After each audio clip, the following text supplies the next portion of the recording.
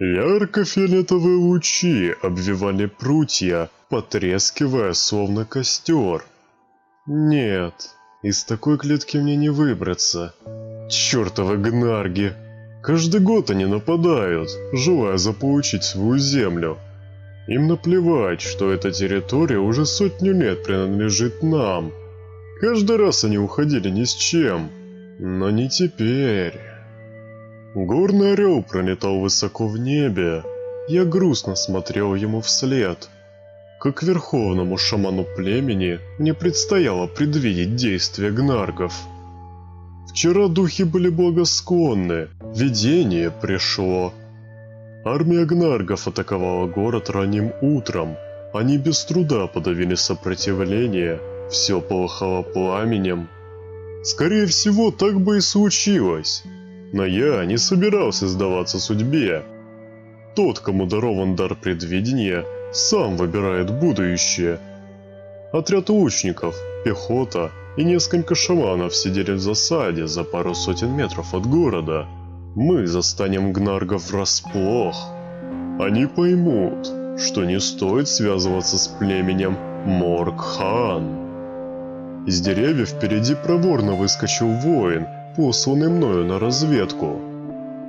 «Рад видеть тебя живым, Мартин», — сказал я.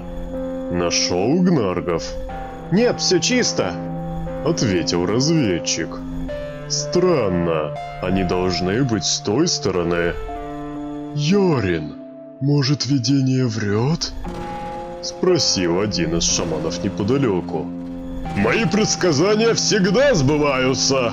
— гневно возразил я. «Конечно, о просвещенный!» — испуганно воскликнул он. «Просвещенный. Такой титул полагается главному шаману».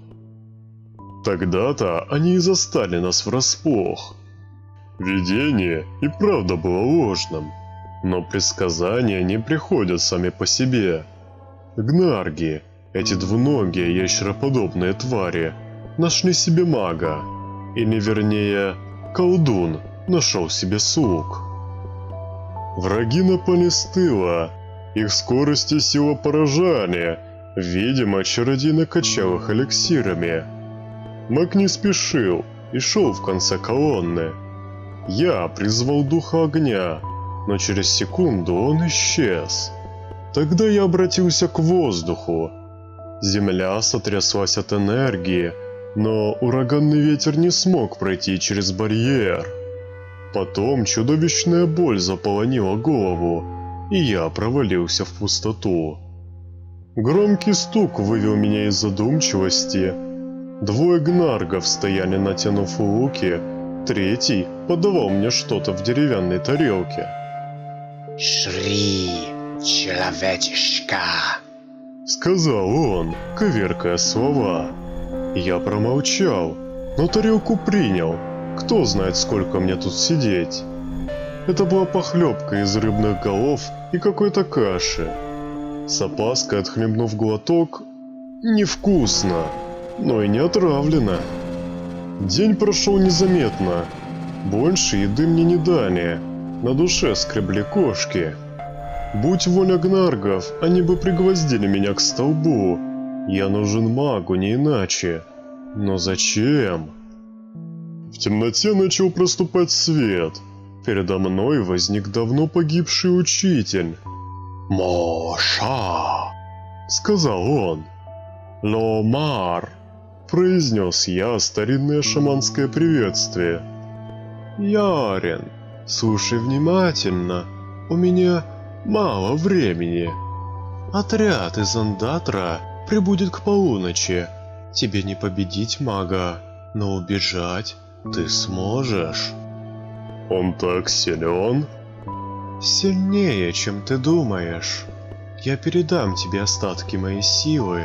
Их должно хватить, чтобы выбраться и скрыть твою ауру на несколько часов».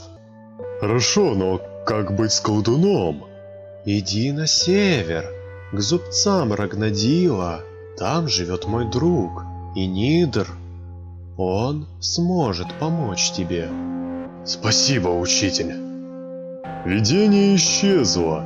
Энергия возвращалась ко мне. Да, теперь я смогу разбить оковы, но надо быть осторожным. Одно заклинание, и мне не скрыться. Ровно в полночь раздались крики, начался переполох. Через минуту передо мной появился солдат. Он попытался открыть дверь, но ничего не вышло. «Отойди!» – приказал я. Я пел глубоким гортанным голосом. Напряжение в теле нарастало, кожа начинала светиться. Пора. Сияние вырвалось наружу. Фиолетовые лучи исчезли. Надо торопиться. Волшебник, должно быть, почувствовал, что чары разрушены.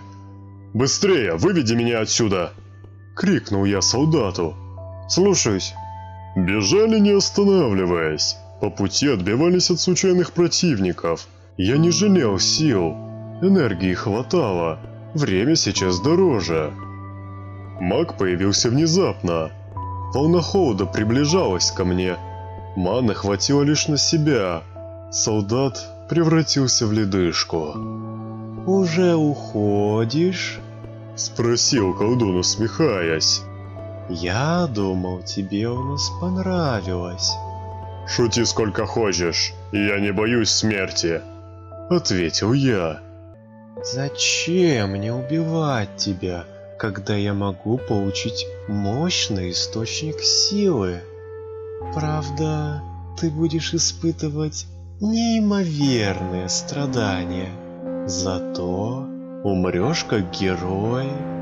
«Ах ты!» Я не успел договорить. Маг присвистнул. Дух огня и 3 шамана стояли слева от него.